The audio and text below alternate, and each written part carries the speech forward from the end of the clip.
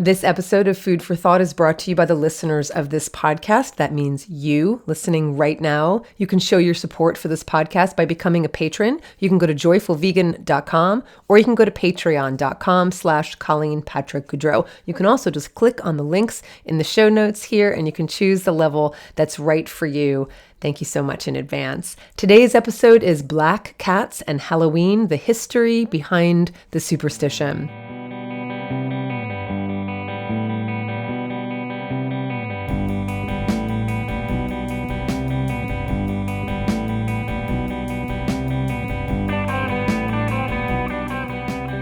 Welcome everyone to Food for Thought.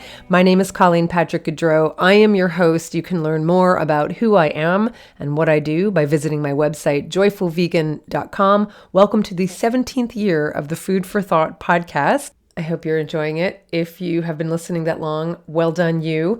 The hardest part about recording this episode today was having to come inside because it is an incredibly gorgeous day. This is my favorite time of year. You may have heard me say that about every other season because I do love the change of seasons, and I defy anyone who says there is not a change of seasons in California. That is not true. There are.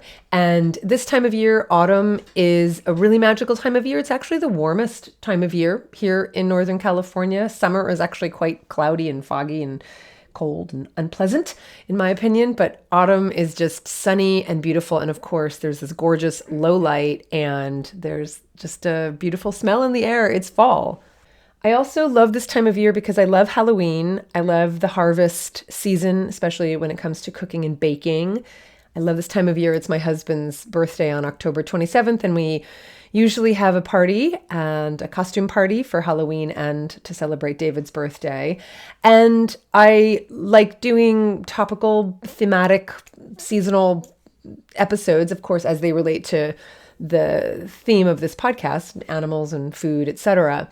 And so I've done other episodes around Halloween and animals, and I invite you to listen to one called Animal-Themed Halloween Films. And I promise you these are not films where the animals are victims. These are not gory films. I am not a fan of horror films, not the horrible, scary, have nightmares kind of films, but there are some good animal-themed Halloween films that I invite you to check out. And then I also have an episode called Eco-Friendly Zero Waste Halloween Treats. So if you're looking for trick-or-treat treats and you want to reduce packaging and waste as much as possible, go listen to that episode. And pardon me, but a black cat has just walked into my office. I'm not kidding. This black cat who will not let me record unless he's sitting on my lap. He may vocalize, he may not, but that's exactly what we're going to talk about today. Maybe he knew that, or he's just a mama's boy and doesn't like to leave my side. This is Charlie. So I am a huge proponent of black cats. I do have black cats. I've only ever had black cats. My cats are tuxedo cats, so they're black with white markings, but they are black cats for all intents and purposes, and black cats still get a bad rap, and I want to talk today about why. And I want to talk about why certain animals are synonymous with Halloween. We're going to mostly talk about black cats, but of course we also have bats and rats and owls and spiders and ravens and crows and wolves and toads, but we're going to focus mostly on black cats. What's the history behind this? Why are these animals associated with this holiday? Why are black cats in particular associated with this holiday? And why are black cats associated with witches? Did Pope Gregory IX issue a papal bull during the 13th century that called for the mass extermination of black cats? So what's the history behind all of this, and what does it mean for us and mostly the animals today? So that's what we're going to explore in today's episode. First and foremost, let's just take a quick look at Halloween and what it's all about. It will just ground us and give us a context because that's what we're talking about today. So Halloween's roots can be traced back over 2,000 years to the Celtic festival of Samhain. Samhain was celebrated in what is now Ireland, the United Kingdom also, and parts of northern France. And it marked the end of the harvest season and the beginning of winter, or the darker half of the year. It's one of the reasons this time of year is so mysterious and so, I think, romantic and lovely. But this time of year has often, both in secular and religious contexts, seen as a liminal time when the boundary between the living and the dead was blurred, when the spirits could more easily come into this world and were particularly active. The souls of the dead were also said to revisit their homes, seeking hospitality, and places were set at the dinner table and by the fire to welcome them. There was a belief that the souls of the dead return home on one night of the year and must be appeased. This goes back to ancient times, and it's found in many cultures. In Christianity, from the 4th century, feasts commemorating Christian saints and martyrs were held in various places by various churches on various dates, mostly in springtime. So there's an association with kind of saints and a feast day for saints, mostly around Easter time, to be honest. So that was back in the 4th century, and it changed over the centuries, but in 837, Pope Gregory IV, this is a different pope than the one we're going to talk about a little later on, but Pope Gregory IV in 837 ordered the official observance of All Saints' Day every November 1st, and he extended its celebration to the entire church. So no longer do you have just kind of local churches, local groups, local cults just kind of celebrating and commemorating saints and martyrs. You now have it declared by the Pope, by the church. There's an official observance, All Saints' Day, every November 1st. And there are different theories as to why this date was chosen, why it was chosen from moving from the springtime to this time. That's not the topic for today's episode, but it certainly makes sense that honoring the dead at this time of year in the winter, when it's the time when things die, when nature goes to sleep, it's something that resonated with Christians, just as it had resonated with the Celtic-speaking peoples who commemorated the dead at the beginning of winter. So for this observance, it was a common custom for Christians to begin their liturgical celebrations the night before All Saints' Day, the night before or the evening. So the evening before All Saints' Day became known as All Hallows' Eve, hallow meaning holy, and een being an abbreviation of evening. So obviously later, this became the word Halloween, which is All Hallows' Eve. So it was the beginning of All Saints' Day, starting the evening before. Later on, Christian missionaries introduced All Souls' Day on November 2nd, which perpetuated the idea of the living coming into contact with the dead around the same time of year, conveniently. So All Souls' Day is a day to pray for all souls among Catholics. Prayers are offered for those who are in purgatory. I grew up Catholic, so this is a thing where you're kind of waiting to get into heaven, and you're just hanging out in this middle place called purgatory. And so All Souls' Day is a time for the living to pray for those souls in purgatory so that they will get to heaven. And All Souls' Day is when Catholic churches would have a Book of the Dead, in which parishioners would have an opportunity to write the names of relatives to be remembered. Quite lovely. Now you're probably making the connections between the Day of the Dead, a holiday traditionally celebrated on November 1st and 2nd. So you can see the connection here in Mexico in particular. And so that was All Souls' Day, November 2nd. All Saints' Day was November 1st. All Hallows' Eve was the evening before All Saints' Day. And so these 3 days together are collectively called All Hallowtide. All Hallowtide. And this was a time when Western Christians would honor saints and pray for the recently departed who have yet to reach heaven or who have maybe reached heaven. And so during this time, Christians would come together to ask for God's blessing and protection from evil in the world. By the late 12th century, so now we're moving on, traditions included ringing church bells to commemorate the souls in purgatory. Additionally, there was the practice of criers who were dressed in black, parading the streets, tolling a mournful bell and urging all good Christians to remember people who died, the souls especially in purgatory. And then Halloween was eventually brought to North America by European immigrants, particularly the Irish, the Scottish, and the Welsh. And during the 20th century, the observance largely became a secular one, which has continued to evolve. And the modern imagery of Halloween comes from many sources, and has developed over the centuries, including such Halloween symbols related to the themes of death, of evil, of witches, of their common cohorts, black cats, and all of these animals who are associated with darkness in terms of their behavior, in terms of their appearance, in terms of their habits, and in terms of our perception of them and superstitions that surround them. So that's all related to this time of year when there is a real awareness of the living and the dead, the darkness and the light, especially going into the darkness. There's a lot to be said there. And I didn't want to spend too much time talking about how each, kind of ancient tradition in both, again, kind of secular, pagan, Christian, religious, Catholic context developed into where we are today. But there's a lot to say about the food and why we do associate certain foods with this holiday. Please let me know if this is an episode you're interested in, because I'm thinking of doing one on the food around Halloween. And I'm not talking about like candy corn. I'm talking about, like plant-based food. And a lot of it goes back again to Christians who observed this time of year because it was a holy time of year and who abstained from meat. And if you listen to the episode on Advent that I did, it's called something like Fasting and Abstinence During Advent. And I do talk also about Lent related to Easter. These were these times leading up to these high holy days, especially in terms of Easter, Lent leading up to Easter, and Advent leading up to Christmas. And one of my arguments is, for most of the year, Christians especially were asked to abstain from meat as a way to honor their faith.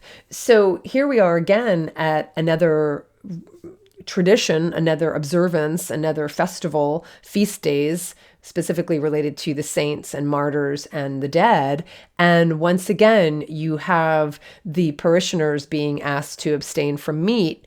And so there are certain foods that are associated with that because people were not eating meat.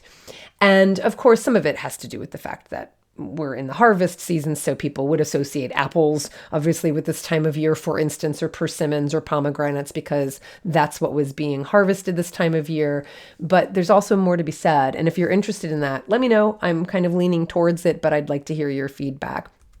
By the way, I'll take this moment to say that there are a couple online classes you can join me for. I'm testing them out again. We were doing cooking classes online pretty frequently, especially during lockdown, and I've carried over a couple, so I have, not surprisingly. One is on autumn foods and abundance and fall abundance and fall feasting foods and soups, and it's a really wonderful menu if you're interested. And the other one is on constructing and making and baking and decorating a gingerbread house. So if you are interested in that, go to joyfulvegan.com and you can sign up for those classes. If it doesn't reach the minimum, the classes don't reach the minimum, then they're not going to happen. So if you're interested, just hop over to joyfulvegan.com and register today. Okay, so let's talk about these animals, taking them as a whole: the bats, the owls, the spiders, the rats, the ravens, the crows, the black cats. There are some commonalities, right? I mean, if you stopped and thought about it, it's not a huge leap to understand why some of these or all of these animals are associated with Halloween and this time of year. First of all, one of the commonalities is that many of these animals are nocturnal, right? So you've got bats, you've got owls, you've got wolves, you've even got cats. They're all nocturnal animals, meaning they're active during the night. And so they engage in these mysterious activities that no one can see, right? So for that reason alone, they've been cloaked in superstition since ancient times. And Halloween being a holiday that traditionally celebrates the supernatural and creatures who come to life at night, it aligns with this theme of darkness and mystery. Relatedly, a lot of these animals are also predators, and as such, they're feared or disdained for that very reason. They're depicted as dangerous, as menacing, as bloodthirsty, and of course, you can't get more bloodthirsty than vampire bats, who literally live off of blood, especially of large animals. But even non-vampire bats have been associated with spirits and darkness and evil, and thus Halloween, right? So ancient Celtic-speaking people would light large bonfires as darkness approached to ward off the darkness, but also to ward off the evil spirits of the night.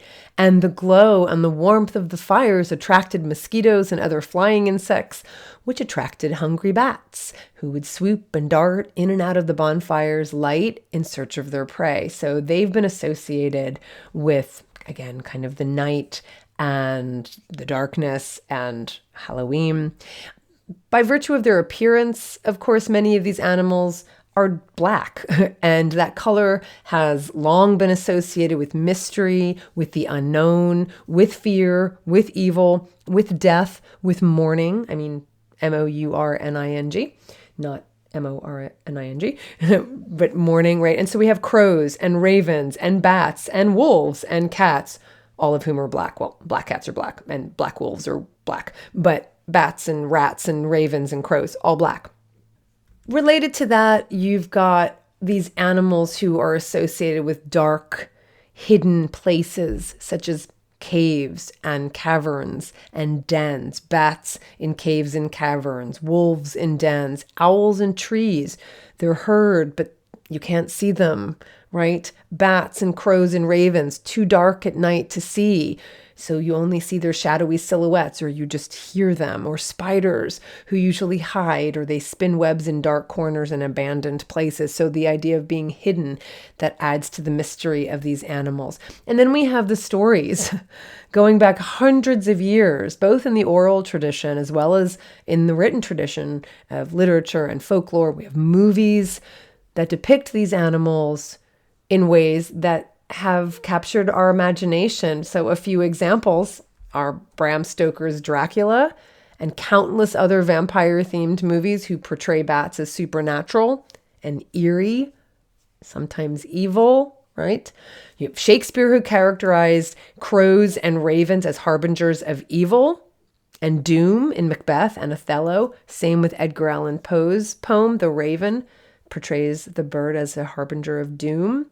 You have Hitchcock's The Birds, right, which features menacing flocks, mostly of crows and ravens. They still have that reputation today because of that film.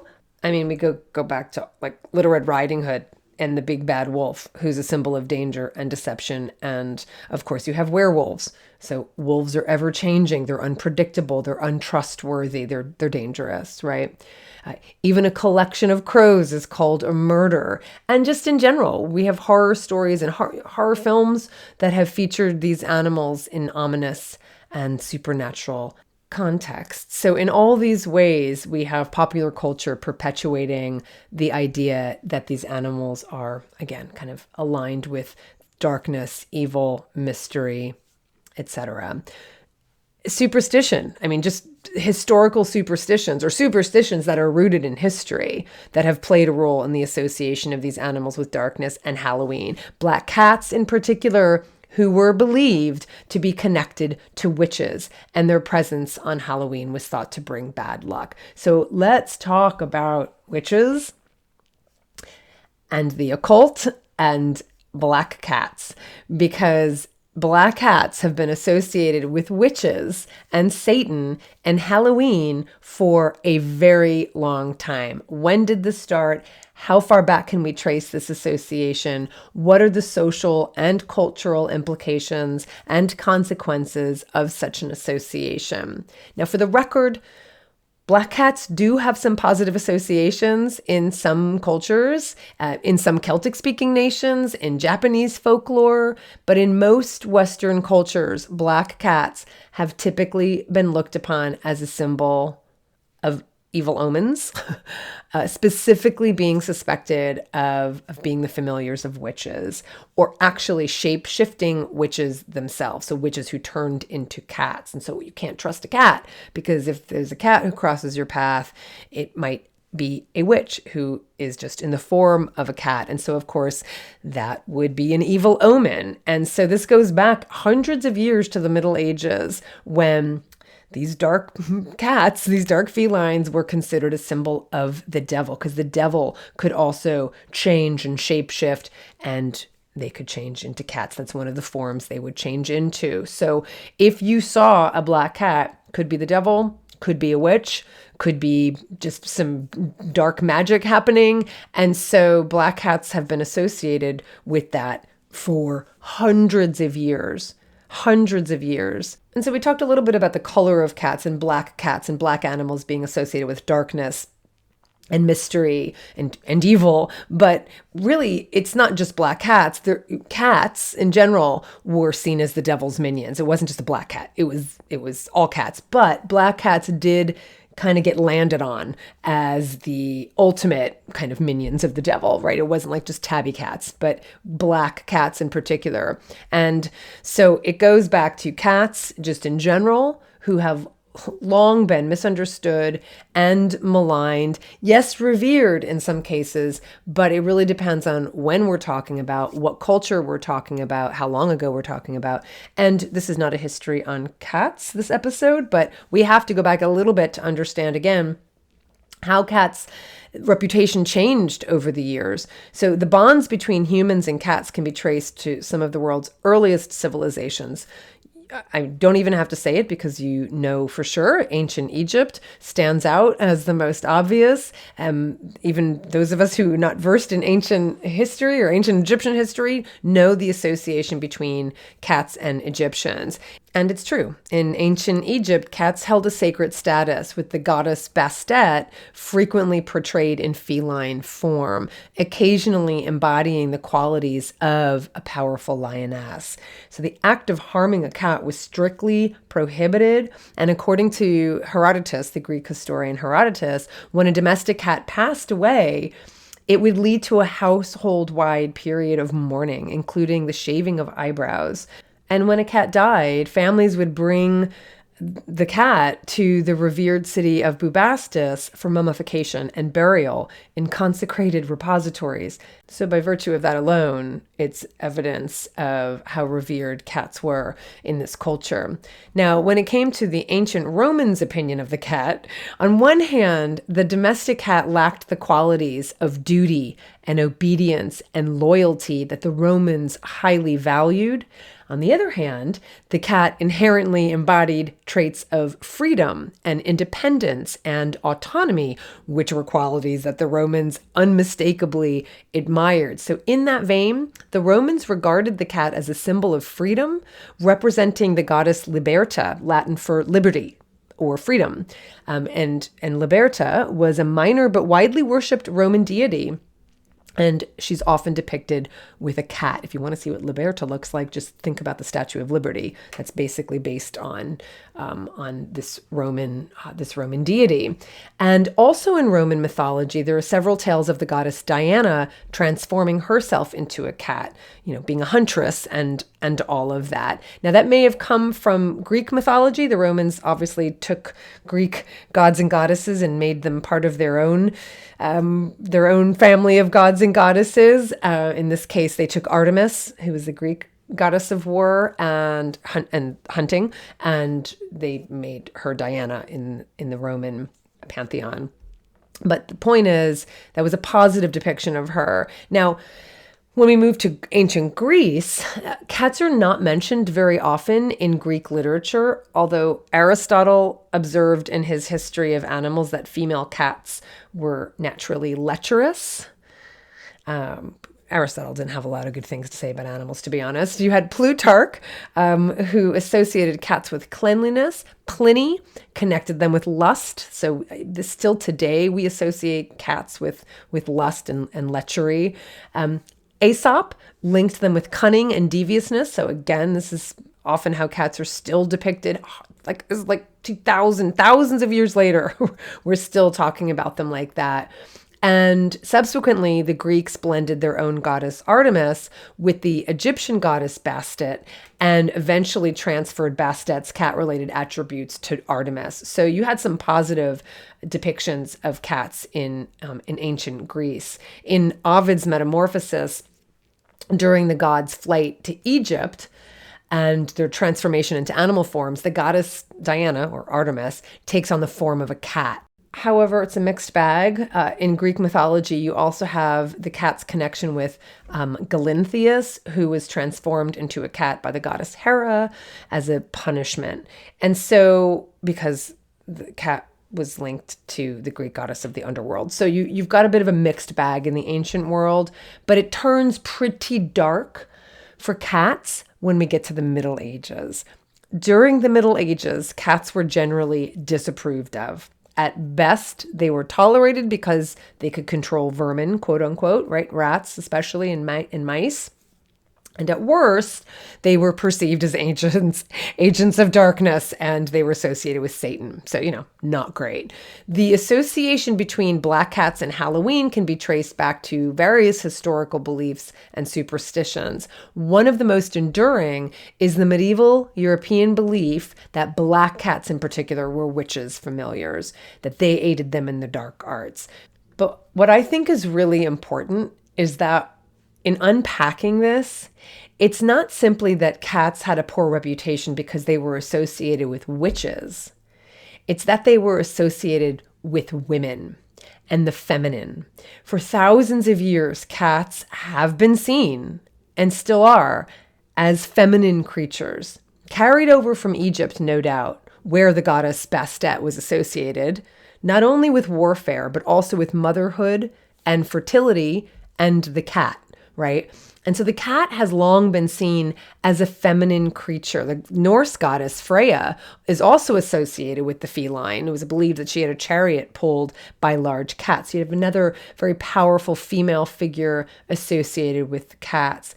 And in general, they've been considered protectors. So for all of their bad reputation, they are seen as being protectors and nurturers, just as human women are.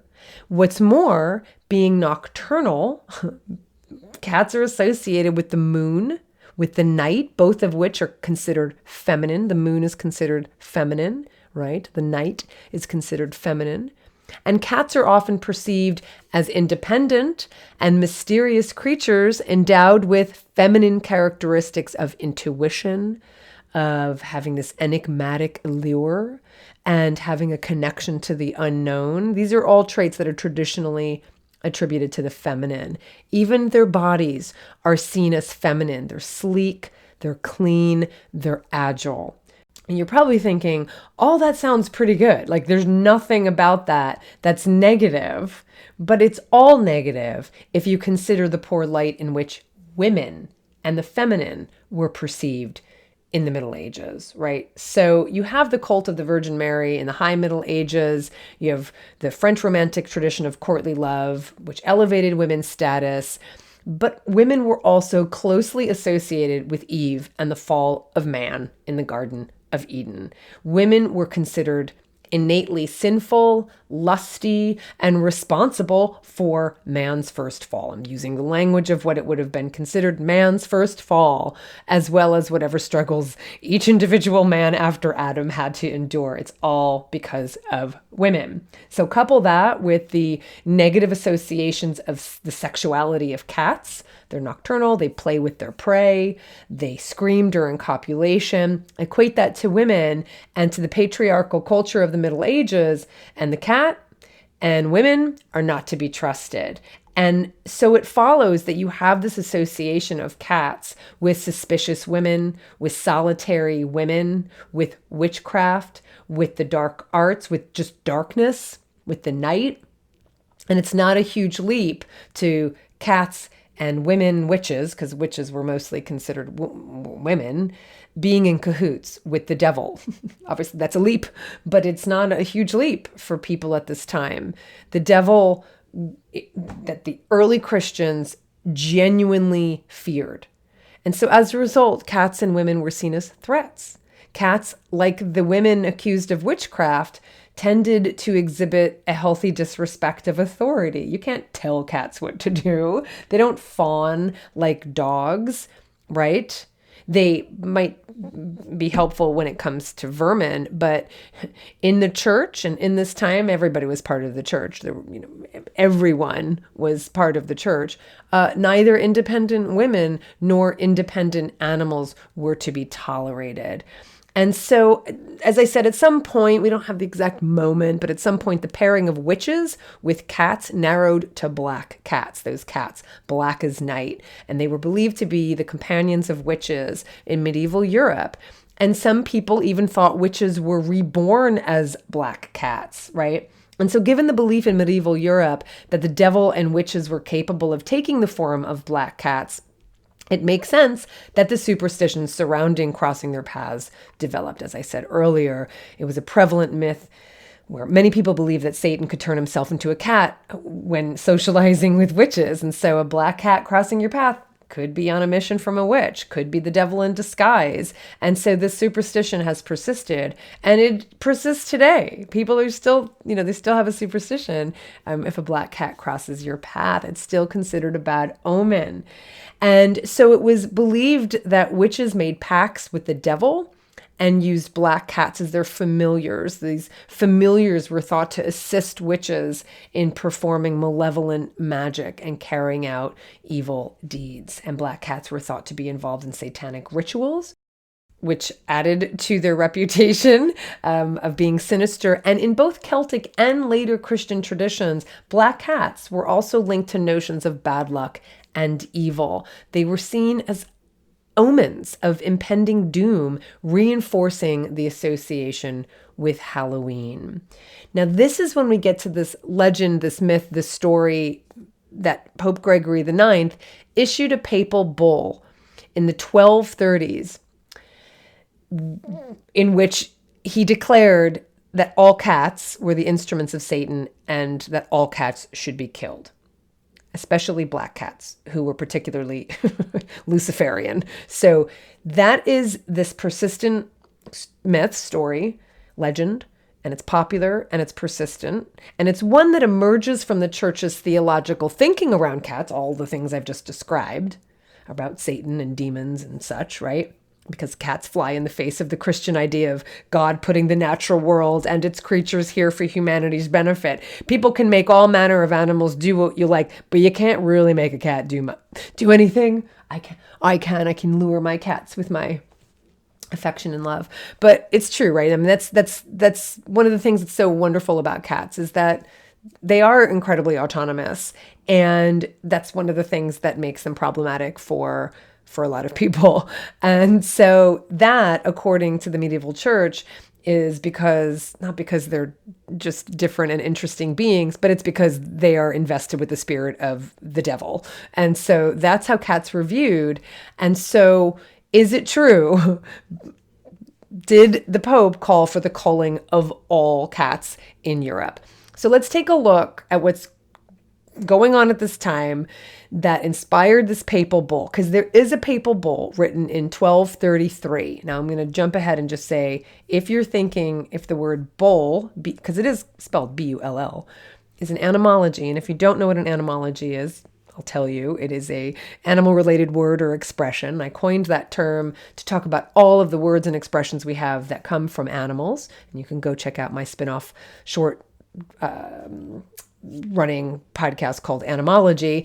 And bull is a great example of one that you might think, oh, is that an etymology? The answer is no, it's not, because the word bull in this case comes from Latin bulla, B-U-L-L-A, which meant seal, S-E-A-L. It actually comes from classical Latin, meaning a blob or a bubble, because you'd have a ball of wax and then you'd press the impression on it to get your seal. And so bulla in this case just meant seal. And so a papal bull is a type of official document or decree issued by the Pope.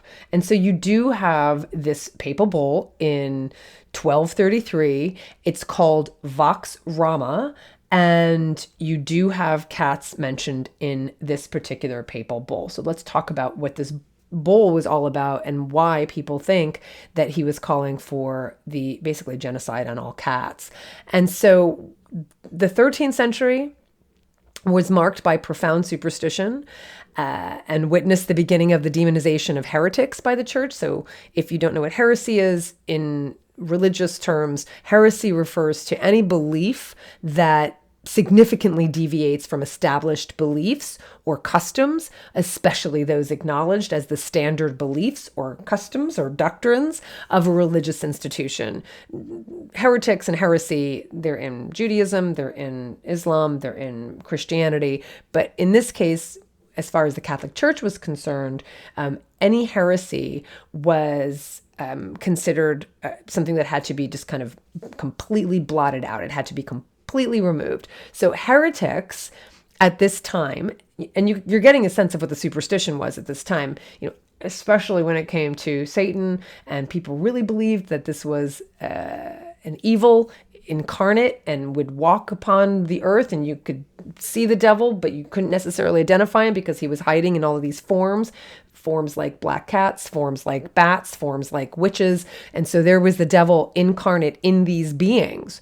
And so this was a very real belief, concern, perspective, worldview. I mean, it just was. This is at a time before people used science to confirm the natural occurrences. I mean, this is what people believed.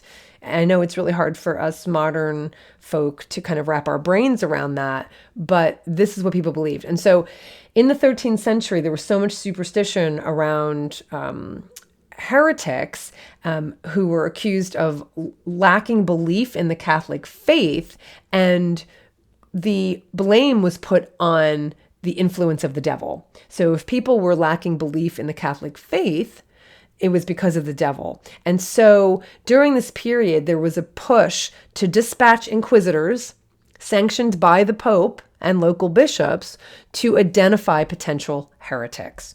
And so in the early 1230s, Pope Gregory IX designated several papal inquisitors to oversee different regions. There was France, there was Italy, there were portions of Germany.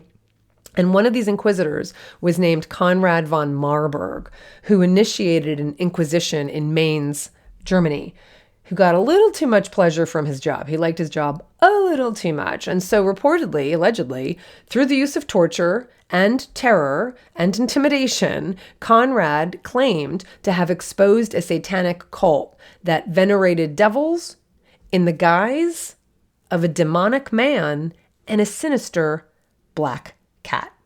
So the issue of the Vox in Rama is what this bull was called. This Vox in Rama bull in 1233 was a response to Conrad's allegations. And in this bull, Gregory denounces this demonic worship, right? He urges both the religious and secular authorities within the diocese to respond to this cult and to root out these witches. And the bull provides a really full account of their satanic rite. This is all described by Conrad, and Gregory is kind of reiterating it in this bull that he is sending to the authorities in Germany, for instance, to say, we got to get rid of these cults, we got to get rid of these people. So he is recounting what has been described by Conrad, and this description created an image that was to be used for all future depictions of witches' festivals, and one that established the cat as the creature of the devil. Like, it was already believed, but now it's like establishing the cat as the creature of the devil. And the account begins by describing the initiation of novices to the coven. And so firstly, I'm not going to read the whole thing, but firstly, they're greeted by an abnormally large frog or toad whose behind they must kiss. And then they come across this man that has a fearful pallor and thinness, whose task was to suck out every last remnant of faith in the Catholic Church from their soul, right? It's basically the devil. And the novice then feasted with the rest of the congregation, after which they assembled to pay homage to a black cat, which emerged from a kind of statue, which normally stands in place where these meetings are held, but started moving and walking. And then each person returns back to his place, and they speak in this incantation, and they incline their heads toward the cat, and they say, "Forgive us, Master," and we must obey, right? And after that, the whole coven was required to kiss the cat's behind. And once they had done this, there was a wild sexual orgy, right? That's basically what Conrad comes back to the Pope and says, this is what I found. And so the Pope's like, okay, we got to get rid of this. And so this is the document that he writes. And it has been cited over the centuries, even by people who know nothing about Pope Gregory or Christian history or heresies, as evidence that the Pope said, yeah, all cats are evil. Let's just kill all cats. He doesn't say any of that in the bull at all. What's really happening is that Gregory's talking about this ritual carried out by a satanic sect, as reported by this overzealous inquisitor named Conrad von Marburg, whose job it was to rid Germany of heretics. So, he had plenty of reason to stoke the Pope's fears of heretical activity. He wanted to keep his job. You want to find heretics? I'm going to go find them, by whatever means necessary. And he does, right? So, the account's ridiculous, most likely untrue, right? Mostly we know that because no cat would ever let you kiss him on the behind or walk backwards. I think he walked backwards to the statue or something like that, like something ridiculous. Like that's how we know that it's not true, because cats are not going to walk backwards if you tell them to. That's the only reason we know this is untrue. I mean, of course it's untrue, right? And so the point is, the most you could say about cats from this papal bull is that they're perhaps among the icons worshipped by a satanic cult. Like, sure, that's possibly true, but the bull is not a clarion call to kill all cats in Europe. Rather, it was a letter sent to authorities warning them about a satanic cult. Now, don't get me wrong. I'm not saying that even though there was no evidence that Pope Gregory IX called for a cat cult in Europe, that cats were cuddled and loved. I'm not saying that at all. During the Middle Ages, it was not uncommon for cats to be tortured and rounded up and killed, given their association with evil. For instance, in medieval Ypres in Belgium, there was a festival called Cottenstedt, meaning Festival of the Cats. And the tradition was to throw cats from the belfry tower, the bell tower, to expel evil spirits. There is a happy ending, I promise. Another story goes that this festival was started because it was a way to control the cat population after they were used to hunt rats and vermin to protect the wool in this town. So apparently cats were introduced into the cloth hall to combat vermin. And after the wool was sold in the springtime and there was no more wool that needed to be protected, the cats were thrown from the bell tower. This is the story.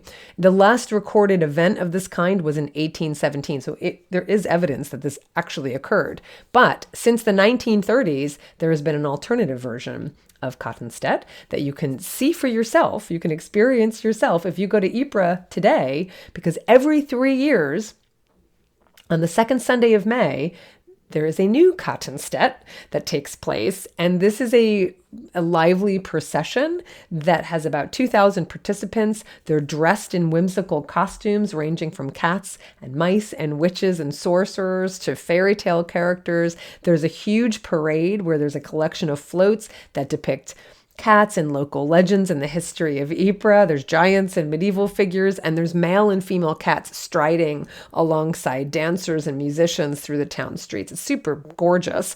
Just go look online. Just type in Cottenstedt. I'll put it in the show notes. Kattenstoet is how it's spelled, and Ypres is Ypres. So you can just look that up. And after the parade's procession, the revelers gather at the city hall known as the Cloth Hall. And here, a town jester tosses, wait for it, toy cats from the bell tower to the crowd below. They also have a mock witch burning. A puppet witch is burned. And this used to just be a local event, and it's now grown to nearly 50,000 spectators coming from all across the country in Belgium. So it's a big deal. You can go see it yourself. So aside from throwing the cats from the belfry tower, people did see cats being useful for controlling pests, for controlling, rats and mice. They were helpful indoors in households, but they also were valued on, ships and by merchants who found them beneficial for protecting their cargo, especially when they had grain during transportation and storage, right? But negative perceptions surrounding black cats in particular and their association with witchcraft persisted and made its way across the Atlantic, courtesy of the Puritan colonists who continued these superstitions about cats being the devil incarnate or witches' familiars. Or the witches themselves in cat form. And this evolved and became associated with Halloween here in North America. And so the cat would continue to be seen this way in this negative light, really until the Age of Enlightenment in the 18th century. If you remember the episode I did about monuments to cats, I talked about the life of Samuel Johnson and how Boswell talked about Johnson's affection for cats. We have, Mark Twain talking about cats in the 19th century. And so you do eventually have this positive depiction of cats. But honestly, there's still a lot of negative perceptions about cats in general and black cats in particular. And so I'd really, really encourage you in any way you can to change that perception. And there's a lot of ways we can do that. Before I talk about a couple of these ways, how we can change the depictions of cats during Halloween and other animals during Halloween, I just want to recommend a couple episodes. If you are interested in more about the human-cat connection, human-animal connection, there are lots of podcast episodes I've done about this. You can listen to an episode called The History of Pet Cemeteries. You can listen to an episode called Poetry's Plea for Animals, where poets over the century have written just the most beautiful poems about animals. There's an episode called Monuments to Animals that I just referenced about kind of physical, amazing stone fountains, monuments celebrating animals, and cats play into this a lot. I have an episode called Man's Place in the Animal World by Mark Twain. It's about his book called Man's Place in the Animal World. I did an episode called Cat Cafes, Harmful or Helpful. I have an episode called Better is Better, the emotional and practical aspects of fostering dogs and cats. So lots to listen to if you're interested. But if you want to stick around a little longer, I'm just going to talk about how we can promote awareness about really how amazing animals are and how black cats are and cats. I have a bias toward black cats in particular. I've only ever adopted black cats, specifically black tuxedo cats. And yet I will say that even after all these times, and we think we're a sophisticated bunch of people, black cats historically and continue to be the least adopted cats in shelters. And so there's a lot we can do to change that perception. A lot of animal shelters and rescue organizations actively promote the adoption of black cats. You can help with that this time of year. And so there's a lot to do to just educate the public about how amazing these animals are. I happen to think that black cats are kind of special. I think I talk about black, especially tuxedo cats, being very dog-like because they have attributes that people really appreciate about dogs, even though obviously every individual is different. But yeah, that's just something you can do, is to encourage people to adopt black cats from shelters. You can promote whatever shelters and organizations near you who are specializing in black cat adoption, because a lot of organizations do promote black cat adoptions this time of year. I know this sounds maybe silly, but I actually don't include black cats in my Halloween decorations. I have permanent black cat decor because of Charlie and Michiko, but I don't include black cats as part of my Halloween decor. I don't want to perpetuate that idea that they're somehow linked to something dark and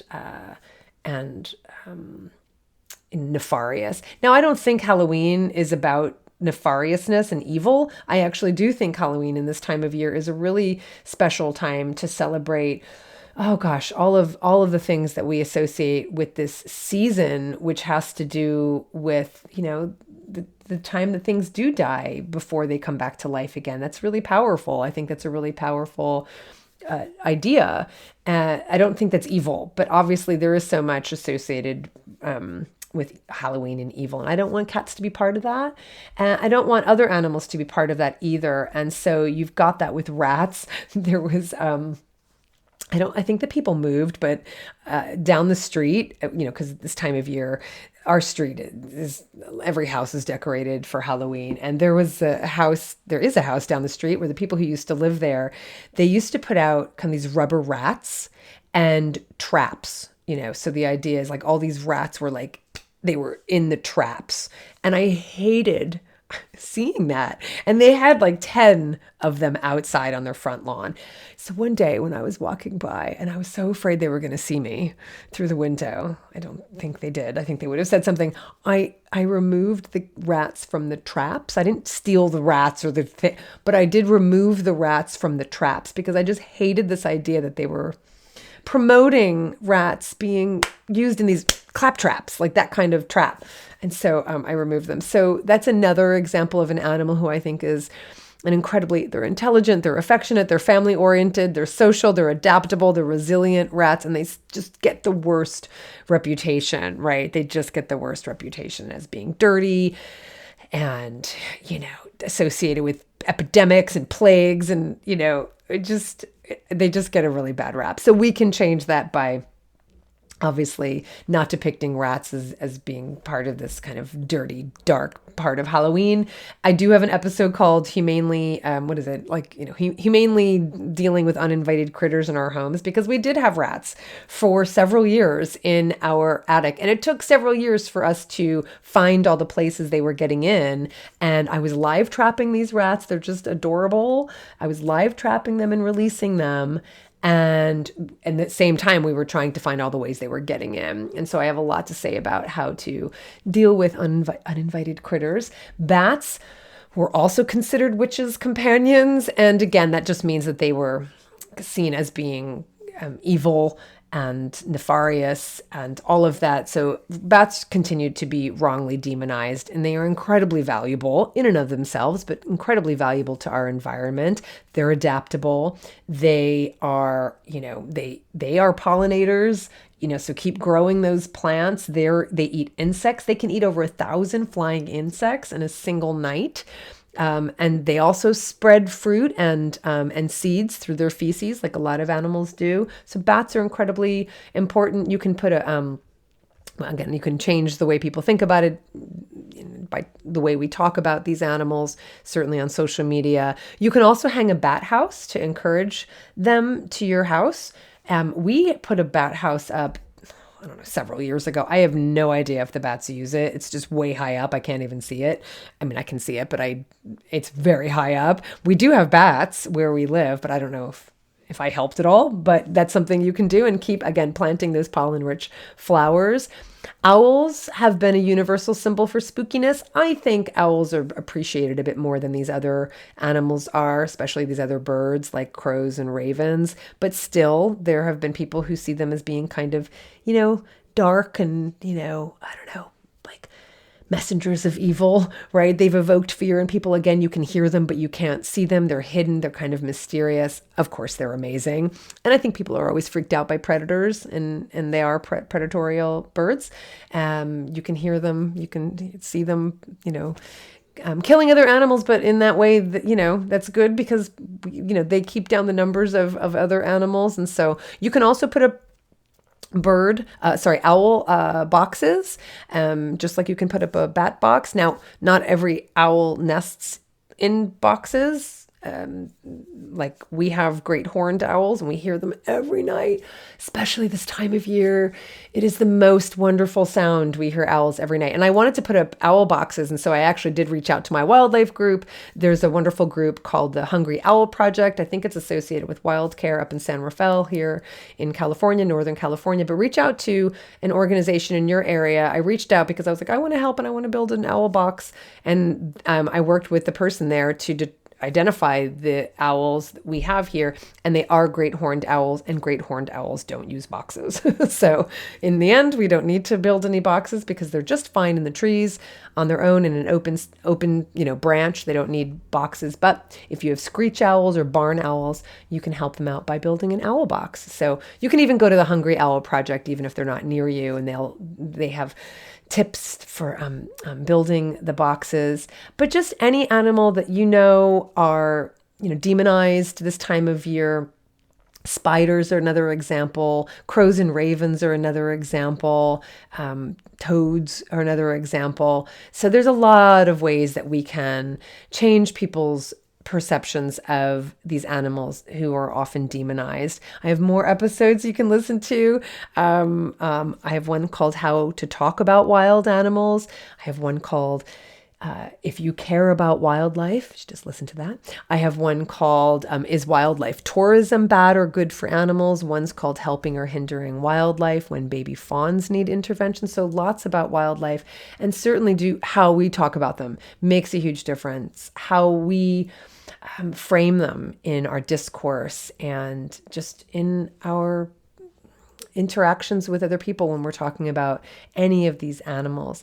So I hope that helps. I hope you've enjoyed this episode. If you have, please share it. Please leave a positive rating or review. Please support this podcast. You can do all of this at joyfulvegan.com, or you can go to wherever you listen to podcasts and leave a review. If you are interested in traveling with me, we've got some spots open for our amazing all-inclusive trips. You can find all of that at joyfulvegan.com for the animals. This is Colleen Patrick-Goudreau. Thanks so much for listening, and happy Halloween.